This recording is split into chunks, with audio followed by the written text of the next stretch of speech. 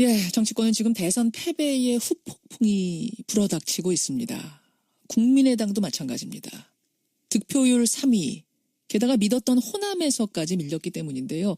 어제 박지원 대표를 비롯한 지도부는 패배의 책임을 지고 일괄 사퇴했습니다. 문재인 대통령은 국민의당을 방문했죠.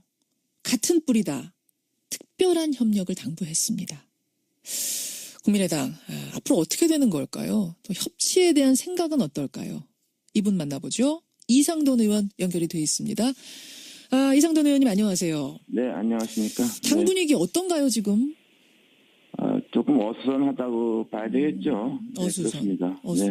그러니까 제가 앞에서도 말씀드렸습니다만 좀 희한한 것이 국민의당 지역구 의원 가운데 80%가 호남의 지역구를 두고 있고 자타공인 호남에서 가장 지지를 많이 받는 당이었는데 어떻게 호남에서도 득표율 2위, 그것도 문재인 대통령의 반토막밖에 못 나왔는가? 이거 어떻게 생각하세요? 그 여론조사 같은 데에도 충분히 예고를 했다고 봅니다. 네, 그리고 저는 그 호남 유권자들이, 호남의 민심이 뭐 서로 탄생한 정부에게 뭐 힘을 좀 주자, 그리고 혹시나 부여권이 재집권하는 경우를 원천 봉쇄하게 되겠다, 이런 좀 전략적인 선택 분위기가 있었다고 봅니다. 전략적 선택. 혹시라도 구 여권이 정권을 잡으면, 홍준표 후보가 쉬운 말로 되면 안 되니까 좀 될 것 같은 사람한테 몰아주자는 분위기가 막판에 있었단 말씀이세요. 네, 그리고 이제 새 정권에 대해서 그래야만 이제 호남에서 정권에 말하자면은 정권 수립에 기여했다고 생각할 수가 있겠죠. 아하, 그러면은 국민의당에 대한 실망 혹은 안철수 후보에 대한 어떤 못 미치는 기대 쪽보다도 전략적 선택 쪽이 강했다? 네, 저는 그렇게 봅니다. 네. 그래서 여론조사도 20%씩 우리가 지고 그랬죠. 그러면 전국적으로 한번 생각해보죠. 전국적으로 봤을 때도 양강 구도에서 심지어는 문재인 후보를 이기기까지 했던 적이 있는데 그게 이제 훅 빠지면서 심지어 홍준표 후보한테까지 밀리는 3위가 됐습니다. 이거는 어떻게 분석하세요? 네, 그거는 저는 좀 예상했다고 봅니다. 왜냐하면요. 네, 왜냐하면 우리 당 의원들도 특히 좀 공통적인 문제가 영남 유권자들 보수 너무 모릅니다. 몰라요. 네, 그렇습니다. 뭘 모르는 건가요? 영남 유권자들의 어떤 성향이랄까 생각 이런 것을 잘 모르는 것이죠. 또 한국의 보수를 그렇게 만만하게 보는 게 아닙니다. 네. 전략을 잘못 짰다고 보세요? 보수 공략. 전략을 잘못 짠 게 아니라 그런 구도적으로 그렇게 돼 있는 겁니다. 그 말씀은 홍준표 후보, 그러니까 자유한국당에서 마지막에 치고 나왔던 그 전략들, 선거 전략을 잘 모르고 프레임에 말렸다. 프레임보다도 제가 한국의 보수가 그렇게 무력하게 와야 되지 않는다는 얘기죠. 그 말씀을 하시는 거군요. 네. 그 말씀을. 네. 이상돈 의원은 보수를 잘 하시잖아요. 네, 그러니까 저는 그렇게 생각을 했는데 우리 당에서 선거를 좀 이끌어갔던 사람들은 그 점에 대해서 잘 몰랐다고 봅니다. 영남과 보수도 몰랐고 호남 민심도 잘 몰랐다고 봅니다. 그래서 여론조사는 20% 졌지만은 우리가 이긴다, 이런 우스운 발언이 나온 거죠. 그게 끝까지 그런 생각 갖고 계셨던 거예요? 국민의당 지도부에서는? 끝까지? 그건 잘 모르겠어요. 뭐 진정인지 아니면 마지막까지 이렇게 바깥으로 표현만 그렇게 한 건지 그건 잘 모르겠습니다. 그렇게. 자, 이제 어쨌든 졌습니다. 국민의당 미래는 어떻게 되는 건가? 우선 안철수 전 대표는 어떻게 되는 건가? 제가 할 수 있는 모든 역할을 다 하겠습니다. 이게 이제 마지막 말이었는데 패배 후에 어떻게 될 거라고 보세요? 저는 근데 당분간은 큰 역할이 있을 것 같지가 않습니다. 네, 제가 보기엔 그렇습니다. 큰 역할이 있을 것 같지 않다. 당분간은 그럼 떠나 있고 그다음에 어떤 차기를 위한 발판 다시 다지는 겁니까? 어떻게 되는 겁니까? 그거는 본인이 알아서 하는 것이겠는데 과연 그렇게 되겠느냐 하는 것은 좀 객관적인 평가는 다르다고 봅니다. 조금 비관적으로 보시는 뉘앙스가 느껴지네요. 네, 그렇습니다. 네. 왜 그렇게 보세요? 왜? 이번 선거를 통해서 후보 본인의 역량이 부족하다는 것이 많이 좀 드러나지 않았습니까? 그리고 또 하나는 우리 국민의당의 당과 조직의 역량도 부족했고, 그래서 제가 보기에는 집권하는데 좀 부족했다고 봅니다. 저는 2012년 대선을 치러본 사람은 아닙니다. 대선 선거가 승리한다는 게 그게 보통 일이 아닙니다. 쉽게 되는 게 아닙니다. 근데 쭉 이렇게 보시니까 야 이거 조금 힘들겠다는 생각을 이 교수는 이 의원은 역량이 기본적으로 좀 부족했다고 생각하는 거죠. 후보 개인의 역량도 부족했다. 과연 차기라고 쉽겠는가 녹록하겠는가 이런 생각을 하시는 거예요? 네, 그렇죠. 그리고 당과 조직의 역량도 부족하고 이것이 뭐 단기간 내에 보완될 가능성도 그렇게 쉽지 않다고 봅니다. 매우 어렵다고 봅니다. 어렵다고까지? 지금 굉장히 당을 향해서 아주 따가운 쓴소리를 하고 계시는데. 냉철한 평가를 하는 거죠. 냉철한 평가. 그래서 그런가 지금 당에서 이 국민의당을 두고 어떤 얘기가 나오냐면 이미 민주당으로의 이동을 노크하는 사람들이 있다. 지방선거 내년 앞두고 당이 흡수 통합될지도 모른다. 이른바 합당될지도 모른다라는 얘기가 나옵니다. 네, 그런 얘기가 뭐 나오는 것 같은데요. 그건 뭐 일부 의원들이 좀 하는 얘기 아니겠습니까? 그러나 또 이번에 제가 보기에는 민주당과의 합당도 그렇게 의원들, 구성원들의 어떤 총의를 모두 어렵다고 봅니다. 의원뿐 아니라 그것은 원외 지역위원장들, 원외도 의견을 수렴해야 되는데 그건 전 굉장히 어렵다고 봅니다. 굉장히 어려운 일이라고? 네, 다만 정책적인 공조 또는 뭐 연정이라는 형태의 협력 이런 것은 좀 가능할 수 있다고 봅니다. 그러니까 당장 합당이 가당키는 한 얘기겠습니까? 지금 대선까지 치른 당인데 의석이 몇 개인데 그렇지만 이제 지방선거 앞두고 호남에서의 지지 기반이 흔들린다는 생각이 들면은 뭐 의원들이나 혹은 출마하려는 사람들이 우리 합당하자 이렇게 나오는 건 아닌가 싶어서요.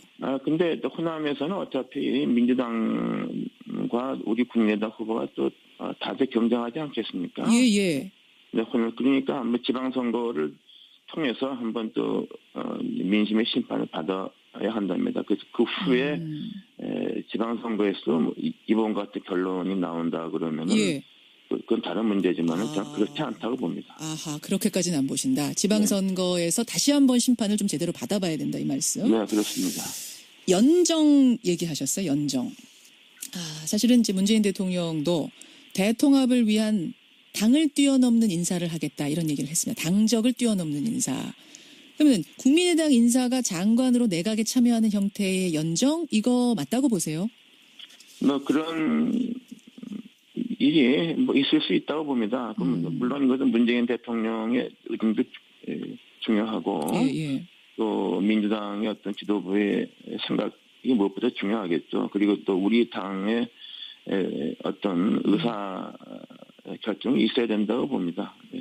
국회의원 개개인이 어떤 강요 제의가 와서 당직을 버리고 가는 게 별개 문제죠. 그럼 어떤 형태의 연정이 가능하다고 보세요? 당 차원에서 무슨 좀 협의가 있을 수 있겠죠. 연정하게 되면은 이제 정책적 협의 같으면은 건건이 뭐든 동의해야 되지만은 연정하게 되면은 그야말로 정책 방향, 인사 문제랄까 모든 정책 방향에 대해서 공조해야 되겠죠. 사전에 협력을 해서. 사전에 다. 네, 그게 다르죠. 그럼 국민의당은 오케이 할 거라고 보세요? 연정에 대해서? 그건 뭐 제가 말씀드릴 사항은 아닙니다. 개인적으로는 어떻게 보세요? 해야 된다고 보세요? 저는 뭐 어떤 여건에 따라서는 할 수도 있다고 봅니다. 그렇게 보시는군요. 연정. 국민의당 이상돈 의원. 협치의 첫 가늠대가 되는 게 이낙연 지사의 인사청문회, 이낙연 총리 내정자의 인사청문회가 될 것 같습니다. 이 총리 지명은 어떻게 평가하십니까? 저는 무난한 인사라고 봅니다. 다만 현직 도지사이기 때문에 임기를 못 채우고 총리를 맡는다는 거, 그게 하나 문제지. 현재 상황에서 이낙연 지사만큼 총리직에 걸맞는 사람도 없다고 봅니다. 그 정도로 후한 점수를 주셨네요. 일단 국민의당은 통과네요, 인사청문회. 그건 제가 말씀드린 건 아니에요. 그렇긴 합니다. 어제 국민의당이 전체적으로 좋은 논평을 또 내기도 하셨더라고요. 임종석 비서실장에 대해서는 이제 어떤 얘기가 나오냐면 자유한국당에서 나온 얘기죠. 주사파 출신 아니냐, 대학 운동권 출신 아니냐. 이 부분에 대한 비서실장으로서 부적절하다. 어떻게 생각하십니까? 글쎄요, 비서실장과 수석 인사는 일단은 대통령의 의중을 최대로 존중해야 된다고 봅니다. 그래서 조금 불만족스러운 게 있더라도 어떤 특히 당선된 대통령 임기 초기 아닙니까? 헌임 기간이기 때문에 예. 비서실장과 수석은 일단은 대통령의 인선을 뭐 최대한 존중하는 게 옳다고 봅니다. 불만족스러운 점이 있더라도. 여기에 대해서도 긍정적인 평가시군요. 그러면 민정수석으로 지금 이름이 오르내리는 내정자다라고 오르내리는 조국 교수 여기에 대해서는 어떻게 보세요? 같은 법학자시기 때문에 아마 법 이쪽에 대해서는 좀 뭐 개인적으로 뭐 저한테는 뭐 대학교 한 10한 2, 3년인가 후배가 되는데 예. 네, 무엇보다도 좀 민정수석은 이제 검찰 출신이 해서는 이제 안 되는 거죠. 그 점에서는 저는 평가받아야 된다고 보고 역시 정권이 바뀌었다는 것을 실감할 수 있는 인사라고 봅니다. 민정수석에 만약 조국 교수가 된다면 이게 진짜 정권 바뀌었구나라는 걸 실감하는 인사가 될 거다. 네, 그런 분위기가 확 들지 않습니까? 과거 같으면 검찰 대검차장했던 사람이라서 이런 사람도 임명했잖아요. 네. 왜 그렇게 임명했냐면은 청와대가 검찰도 잘 알아야 되고 국정원하고도 소통해야 되고 다 알아야 되기 때문에 조직을 잘하는 사람이 필요하다. 그래서 민정수석은 그런 사람들이 됐던 거거든요. 혹시 조국 교수가 되면 현장을 너무 몰라서 소통의 부족 이런 거 우려하시는 분들도 계시더라고요. 아니죠. 지금까지 그렇게 민정수석을 검찰 출신에서 검찰을 장악하기 위함이었죠. 그러니까 문 대통령은 검찰을 장악한 의지가 전혀 없는 것이고 오히려 검찰의 적폐를 좀 개혁할 의지가 보인다는 점이죠. 네. 말하자면은 반우병우적인 생각 이렇게 봐야 되는 건가요? 그러니까 우병우 같은 경우 극단적인 경우죠. 그런 경우 있으면 되겠습니까? 그래서 알겠습니다. 앞으로는 이런 일이 있으면 안 되겠다. 그리고 이제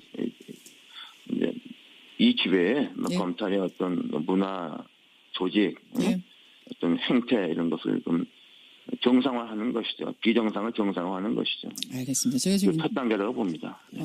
제가 말씀을 나누다 보니까 민주당 의원하고 인터뷰하나 싶을 정도로 잘해줬으면 좋겠다라는 이런 진심이 좀 느껴지네요. 그 정도로. 네네. 예, 알겠습니다.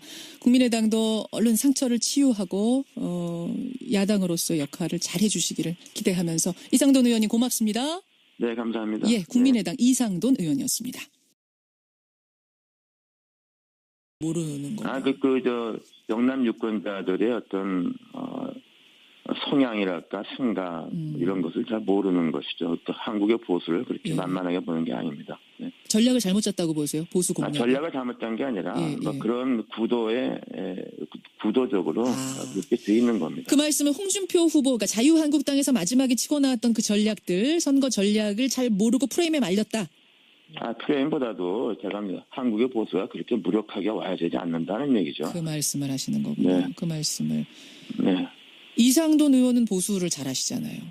네, 그러니까 저는 그렇게 생각을 했는데 우리 당에서 선거를 좀 이끌어갔던 사람들은 그 점에 대해서 잘 몰랐다고 봅니다. 영남과 보수도 몰랐고 호남 민심도 잘 몰랐다고 봅니다. 그래서 여론조사는 20% 졌지만은 우리 자타공인 호남에서 가장 지지를 많이 받는 당이었는데 어떻게 호남에서도 득표율 2위 그것도 문재인 대통령의 반토막밖에 못 나왔는가 이거 어떻게 생각하세요?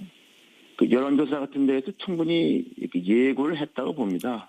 그리고 저는 그 호남 유권자들이 호남의 민심이 서로 탄생한 정부에게 힘을 좀 주자. 그리고 혹시나 구 여권이 재집권하는 경우를 원천 봉쇄하게 되겠다. 이런 좀 전략적인 선택 분위기가 있었다고 봅니다. 전략적 선택. 혹시라도 구 여권이 정권을 잡으면 홍준표 후보가 쉬운 말로 되면 안 되니까 좀 될 것 같은 사람한테 몰아주자는 분위기가 막판에 있었단 말씀이세요. 네. 그리고 이제 새 정권에 대해서 그래야만 이제 호남에서 정권에 말하자면은 정권 수립에 기여했다고 생각할 수가 있겠죠. 그러면은 국민의당에 대한 실망 혹은 안철수 후보에 대한 어떤 못 미치는 기대 쪽보다도 전략적 선택 쪽이 강했다. 네, 저는 그렇게 봅니다. 네. 그래서 여론조사도 20%씩 우리가 지고 그랬죠. 그러면 전국적으로 한번 생각해 보죠. 전국적으로 봤을 때도 양강 구도에서 심지어는 문재인 후보를 이기기까지 했던 적이 있는데 그게 이제 훅 빠지면서 심지어 홍준표 후보한테까지 밀리는 3위가 됐습니다. 이거는 어떻게 분석하세요? 네, 그거는 저는 좀 예상했다고 봅니다. 그것도요? 예. 네, 왜냐 그러면 우리 당 의원들도 특히 좀 공통적인 문제가 예. 네, 영남 유권자들 보수 너무 모릅니다. 예. 몰라요. 네, 그렇습니다. 뭘 모르고 이긴다 이런 우스운 발언이 나온 거죠. 예. 그게 끝까지 그런 생각 갖고 계셨던 거예요? 국민의당 지도부에서는 끝까지. 그건 잘 모르겠어요. 뭐 진정인지 뭐 아니면 뭐 마지막까지 이렇게 바깥으로 표현만 그렇게 한 건지 그건 잘 모르겠습니다. 그렇게. 자, 이제 어쨌든 졌습니다. 국민의당 미래는 어떻게 되는 건가? 우선 안철수 전 대표는 어떻게 되는 건가? 제가 할 수 있는 모든 역할을 다 하겠습니다. 이게 이제 마지막 말이었는데 패배 후에 어떻게 될 거라고 보세요? 글쎄요. 저는 근데 당분간은 뭐 큰 역할이 있을 것 같지가 않습니다. 네, 제가 보기엔 그렇습니다. 큰 역할이 있을 것 같지 않다. 당분간은 네. 그럼 떠나 있고 그다음에 어떤 차기를 위한 발판 다시 다지는 겁니까? 어떻게 되는 겁니까? 그거는 뭐 본인이 알아서 하는 것이겠는데 뭐 과연 그렇게 되겠느냐 하는 것은 뭐 좀 객관적인 평가는 다르다고 봅니다. 조금 비관. 예, 정치권은 지금 대선 패배의 후폭풍이 불어닥치고 있습니다. 국민의당도 마찬가지입니다. 득표율 3위. 게다가 믿었던 호남에서까지 밀렸기 때문인데요. 어제 박지원 대표를 비롯한 지도부는 패배의 책임을 지고 일괄 사퇴했습니다. 문재인 대통령은 국민의당을 방문했죠. 같은 뿌리다. 특별한 협력을 당부했습니다. 국민의당 앞으로 어떻게 되는 걸까요? 또 협치에 대한 생각은 어떨까요? 이분 만나보죠. 이상돈 의원 연결이 돼 있습니다. 이상돈 의원님 안녕하세요. 네, 안녕하십니까. 당 분위기 어떤가요 지금? 조금 어수선하다고 봐야 되겠죠. 어수선. 네, 그렇습니다. 네. 그러니까 제가 앞에서도 말씀드렸습니다만 좀 희한한 것이 국민의당 지역구 의원 가운데 80%가 호남의 지역구를 두고 있고